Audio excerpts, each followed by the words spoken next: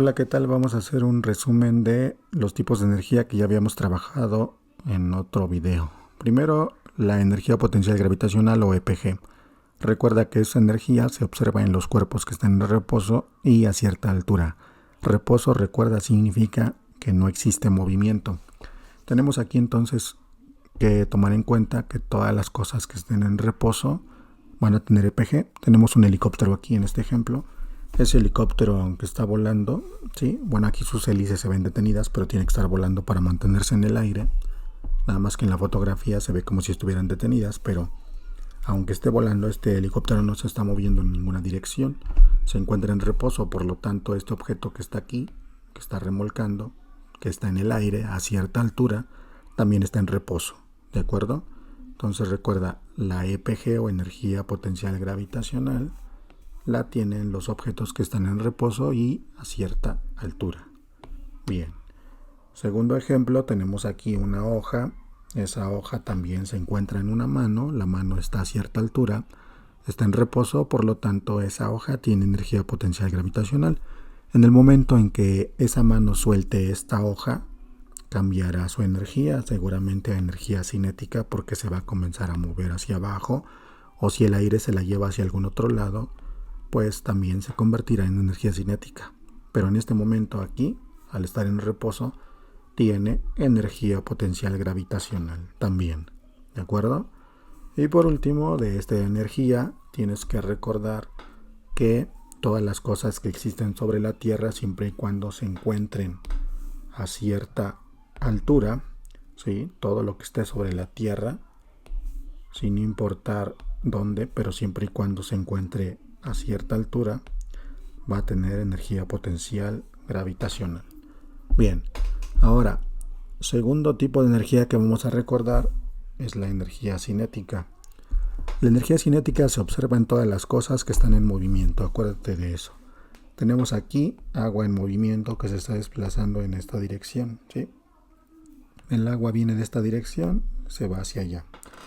Hacia dónde no sabemos, tampoco es importante, pero el agua está corriendo por este canal. Al correr en este canal, está moviendo en su camino estas turbinas que están aquí, ¿sí? Así que aquí tenemos dos ejemplos de movimiento, por lo tanto hay energía cinética tanto en el movimiento del agua como en el movimiento de estas turbinas que se están moviendo por causa del agua. Y aquí hay otro tipo de energía también.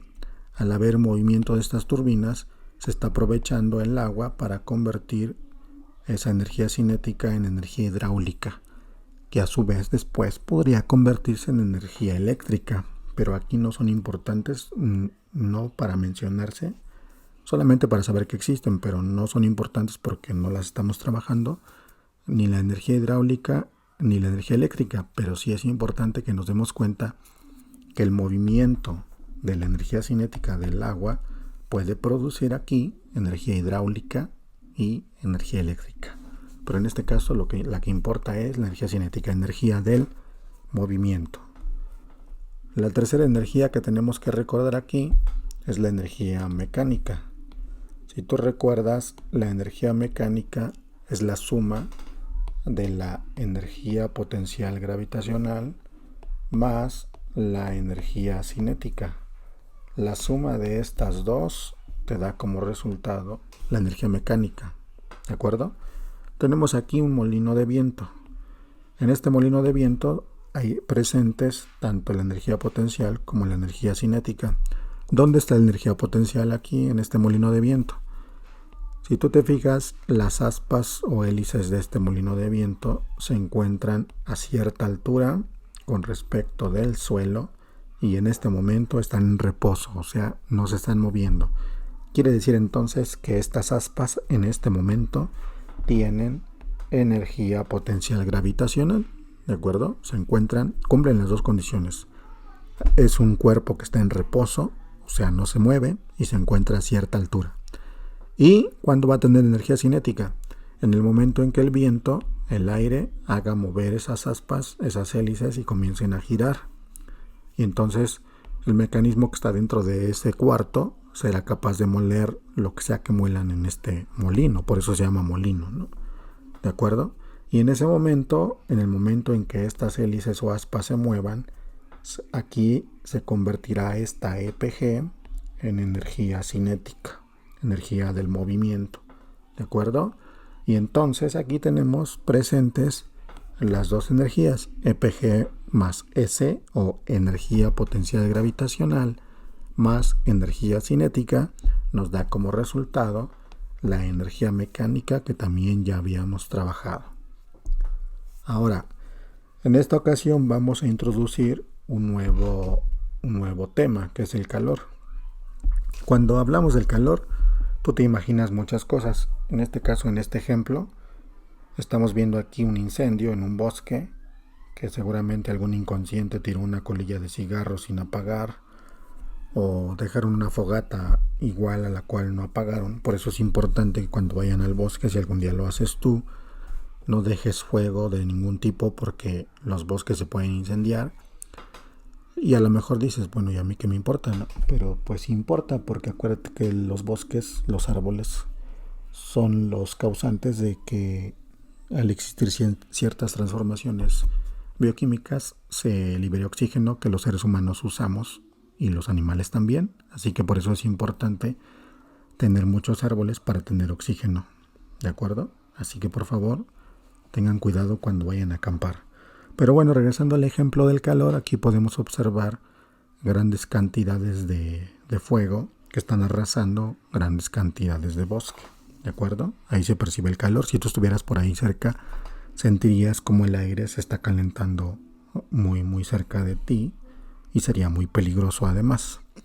Ahora, otro ejemplo, por llamarlo de alguna manera, es, observamos aquí unas piedras y esas piedras se encuentran a una muy alta temperatura, porque incluso hasta tienen un color rojizo, amarillento, rojizo, naranja.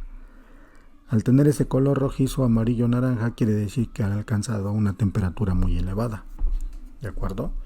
Por lo tanto, aquí se percibe un calor muy, muy elevado. ¿Por qué? Porque esas piedras están calentando. No sé, tal vez debajo de ellas exista carbón o algún otro tipo de combustible que esté haciendo que estas piedras se estén calentando hasta esos niveles. ¿De acuerdo? Ahora, en el tercer ejemplo, ese es más común. Ese tú todos los días, o casi todos los días, tú lo percibes. Porque la mayoría de nosotros sentimos el calor porque nos bañamos con agua caliente pues prácticamente todos los días, ¿no? Bueno, yo sí me baño todos los días, pero hay personas que no, pero esperemos que tú sí. Al bañarte, la sensación del agua caliente en el cuerpo te da esa sensación de calor, ¿de acuerdo? Entonces, este ejemplo es muy común, es muy simple. Y con esto ya sabes qué significa entonces el calor. Pero en sí, ¿qué es el calor? Esto es importante que lo apuntes, que lo recuerdes. El calor es energía, ¿sí? Cuando hablamos de calor, en física nos referimos a energía, ¿sí? Prácticamente todas las energías que existen en el universo pueden alguna vez transformarse en calor. Así que el calor está presente en todo, aunque uno no lo observe, no lo vea. Incluso en un hielo o en un iceberg, como en este ejemplo, existe calor, porque el calor es energía que se encuentra dentro de los cuerpos o de las sustancias. El calor no es nada más los ejemplos que viste anteriormente, no es nada más fuego o agua caliente o piedras de color rojo porque hay un combustible que las está calentando a cierta cantidad de grados. Eso no es el calor. El calor es energía. Y la mayor fuente de calor que tenemos en la Tierra es el Sol. ¿De acuerdo? El Sol es la mayor fuente de calor. Gracias al Sol, por ejemplo, nuestro planeta puede mantener una temperatura promedio de 20 grados Celsius, 25 grados Celsius. Y gracias a eso tenemos climas muy buenos en la Tierra y gracias a eso existe la vida. Si no existiera el calor como energía, si no existiera el calor que se puede transferir de un cuerpo a otro, la vida no sería posible en la Tierra, ¿sí? Así que recuerda, el calor es energía y como es una energía, siempre se va a transferir. De hecho, hay 3 maneras en que el calor se puede transferir. Bien, ahora, seguramente con calor tú también has escuchado la palabra temperatura. La temperatura también está presente en todo, pero la temperatura es una manifestación del calor, ¿sí? Si hay poco calor, como en este ejemplo, seguramente es el Polo Norte o una parte muy cercana al Polo Norte, si hay poco calor, ¿sí? La temperatura es muy baja, ¿de acuerdo? Y si hay mucho calor, como en este caso, que podría ser, no sé, una parte del desierto, la temperatura es alta, ¿sí? Entonces, dependiendo de la cantidad de calor, la temperatura se manifiesta. Pero calor y temperatura no son lo mismo, recuérdalo. La temperatura es una forma que tenemos nosotros los seres humanos para medir la cantidad de calor que existe en el ambiente o en alguna sustancia o en algún cuerpo o en algún lugar, en algún gas. Pero calor y temperatura no son lo mismo. Calor es energía, temperatura es la manera que tenemos de medir la cantidad de calor, ¿sí? Aquí el calor, en este ejemplo, sería alto y aquí sería bajo, ¿sí? Alto aquí, bajo aquí. Y en este ejemplo pues sería templado, ¿no? Que es un bosque templado, se ve que es una hora como en la mañana, donde el calor del sol todavía no pega tan intenso, entonces seguramente aquí sería un calor agradable, templadón, un calor agradable para estar, ¿no? ¿Sí? Entonces recuerda, por favor, calor y temperatura no son lo mismo. Calor es energía y se transfiere. Temperatura es la manera que tenemos para medir el calor y generalmente la temperatura se mide con un aparato que se llama termómetro y que tenemos en esta imagen que está aquí, ¿sí? En esta imagen tenemos 2 escalas de temperatura, ¿sí? Acuérdate, la temperatura es la manera de medir el calor. ¿Y cómo lo medimos? Con escalas. La primera de esas escalas se llama Celsius y la escala Celsius toma como base el agua. El agua a 0 grados se congela y el agua a 0 grados se convierte en gas. Así que esta escala toma como base el agua. Y esta escala de aquí es la que usan en los países que hablan inglés, ¿sí? Como en Estados Unidos, por ejemplo. Y ellos usan una escala que se llama Fahrenheit. La escala Fahrenheit tiene los grados más chiquitos, más pequeñitos que la escala Celsius, ¿sí? Ya en presencial entraremos en detalles, pero aquí lo importante es que tú sepas que existen escalas para medir temperaturas. Las que se usan en los países como el nuestro, como México, donde hablan español, es la escala Celsius. Y la que se usa en los países como Estados Unidos, donde hablan inglés, es la escala Fahrenheit. Si alguna vez vas a Estados Unidos o si ya fuiste, seguramente escuchaste en la radio decir que estaban a tantos grados Fahrenheit, ¿sí? De hecho, aquí puedes ver la diferencia, ¿no? 34 grados Fahrenheit son aproximadamente aquí, según este ejemplo, 86 grados. Perdón, al revés. 30 y tantos grados Celsius son 86 grados Fahrenheit más o menos, ¿sí? De hecho, en presencial también te voy a enseñar las fórmulas para hacer transformaciones de temperaturas de grados Celsius a Fahrenheit o al revés. Incluso aquí nos falta otra escala de temperatura que no está, que es la escala Kelvin, pero esa seguramente la vamos a ver en presencial. Entonces nada más acuérdate, por favor, repito por última vez, calor y temperatura no son lo mismo. Calor es energía y se transfiere de 3 maneras que ahorita vamos a ver.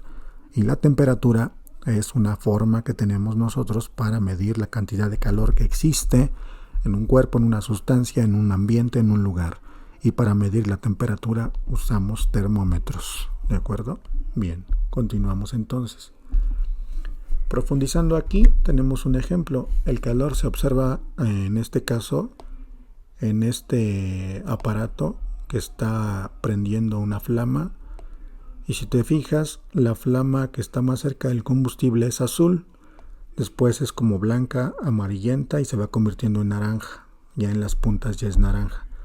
Quiere decir que la cantidad de calor más intensa se observa en la flama azul. Y conforme se va alejando la flama, se vuelve de un color más naranja y hasta aquí la cantidad de calor sería menor. Pero aún así es peligroso. Ten mucho cuidado, procura no tocar las flamas de ningún lugar, de un encendedor, de un cerillo, etcétera, porque la cantidad de calor que se genera para la combustión es demasiado alta, así que te puedes quemar. Así que por favor no toques el fuego porque es muy peligroso. ¿Sí? Calor entonces es energía, y aquí observamos todo esto que vemos aquí es energía. Seguramente tú has escuchado los estados de la materia alguna vez, ¿no? Sólido, líquido y gaseoso. Sólido como una piedra, líquido como el agua y gaseoso como el vapor de agua, por ejemplo. El fuego, que en este caso vemos aquí, que está representando al calor, se encuentra en un cuarto estado que se llama plasma. El plasma es un estado de la materia que se encuentra cuando el calor en las sustancias es muy elevado, ¿sí? En este caso aquí sería el plasma. Y al tener tantísimo calor, las moléculas de esas sustancias se comportan de otra manera y se transforman en algo que en química se llaman iones. Eso lo vamos a ver en presencial. Ahorita no te preocupes, nada más es para que tengas una idea de que cuando el calor es muy intenso, como en el fuego, se puede transformar las sustancias en un cuarto estado de la materia que se llama plasma, ¿sí? Esa es la diferencia entre calor y temperatura. El calor es energía, y la energía puede transformar las sustancias en plasma. La temperatura no. La temperatura nada más es cómo medimos este calor que está aquí, ¿sí? Y como ya lo mencioné hace rato, lo medimos con termómetros. Aquí tenemos las dos escalas. Escala Celsius, ¿sí? Aquí está el 0. ¿Por qué el 0 está en medio, maestro? El 0 está en medio porque significa que de aquí hacia abajo las temperaturas son negativas y de aquí hacia arriba las temperaturas son positivas. Por ejemplo, si afuera de tu casa tuvieras este termómetro y marcara por aquí, significa entonces que hace demasiado frío. Y al hacer demasiado frío, seguramente el agua estaría congelada. Tendrías que traer chamarra, suéter, bufanda, guantes, porque la temperatura estaría muy, muy baja, ¿sí? En cambio, del 0 hacia arriba, dependiendo de dónde se encuentre el marcador del termómetro, por ejemplo, aquí está en el 20. En el 20 la temperatura es muy agradable, pero por ejemplo en el 30 ya comienza a ser molesta. Y ya de 40 hacia arriba la temperatura ya es bastante desagradable. Hace que la gente ya no quiera usar ropa y esté sudando hasta por respirar, etcétera, etcétera. ¿Sí? Entonces quiere decir que el clima incluso tiene que ver con la cantidad de calor que existe en el ambiente. ¿De acuerdo? Por ejemplo, en Acapulco la cantidad de calor es elevada, por lo tanto, cuando saquemos un termómetro para medir la temperatura de ese lugar, será mucho más alta que en la Ciudad de México, que la cantidad de calor en el ambiente es menor. Y todavía, por ejemplo, en Toluca, que todavía hay menos calor en el ambiente que en la Ciudad de México, pues seguramente la temperatura del termómetro será todavía mucho menor. ¿Qué más? Por último, lo que te mencioné hace rato, que te iba a explicar cómo se transfiere el calor. El calor, al ser energía, se transfiere de 3 maneras distintas, ¿sí? Esas maneras se llaman conducción, convección y radiación, ¿sí? Son las 3 formas en que el calor se transfiere. Como el calor se transfiere de estas 3 maneras, te lo voy a explicar de la manera más sencilla posible, ¿sí? Pero este esquemita te voy a pedir por favor que lo copies, porque es importante para una actividad que vas a realizar, ¿sí? Así que por favor, este esquemita es importante que lo tengas presente, ¿de acuerdo? Bien. Pasamos a la explicación entonces. ¿Cómo es que el calor se transfiere? Por estas 3 maneras: por conducción, por convección y por radiación. ¿Y qué quiere decir eso? Para explicarlo lo voy a hacer con estos 3 ejemplos que están aquí. El primero, que es este de aquí, es el de la conducción. ¿Qué quiere decir eso de conducción? ¿Cómo se transfiere el calor por conducción? Bien, te lo voy a explicar entonces. En este ejemplo tenemos nosotros una especie de estufa que funciona con leña, Y en esa especie de estufa que funciona con leña, encontramos nosotros un recipiente que está arriba, que seguramente tendrá algo, tal vez comida, agua, etc. Eso no lo sabemos, eso no es importante. Lo que es importante es que pongas atención aquí. Se le llama conducción, o la manera en que el calor se transfiere por conducción. Se nota cuando la fuente de calor está en contacto directo con el otro cuerpo u objeto que se va a calentar o que va a recibir calor. ¿De acuerdo? ¿Cuál sería aquí la fuente de calor? La fuente de calor sería la fogata. ¿Sí? Tenemos nosotros aquí una fogata. Esa fogata está alimentada con leña en este caso, pero podría ser carbón o podría ser de una estufa de gas, etcétera. Una parrilla incluso, ¿no? Bueno, en una parrilla no se llamaría fogata, pero el principio es el mismo. Sería la fuente de calor. Entonces aquí tenemos el calor que es por causa de que hay combustión en esos leños de esta fogata. Y la energía liberada o el calor liberado por esa reacción química que es la combustión pasa directamente a la olla que está arriba. Las flamas de esa combustión están tocando directamente esa olla. Quiere decir que aquí el calor se está transfiriendo por conducción porque la fuente de calor, que es la fogata, le está pasando el calor directamente a la olla que se encuentra arriba. ¿De acuerdo? Entonces, conducción es cuando la fuente de calor entra en contacto directo con el cuerpo, objeto o sustancia que va a recibir esa transferencia de calor. ¿Sí? Y al estar en contacto directo es que esa transferencia de calor se da o se lleva a cabo. Eso se llama conducción. Bien.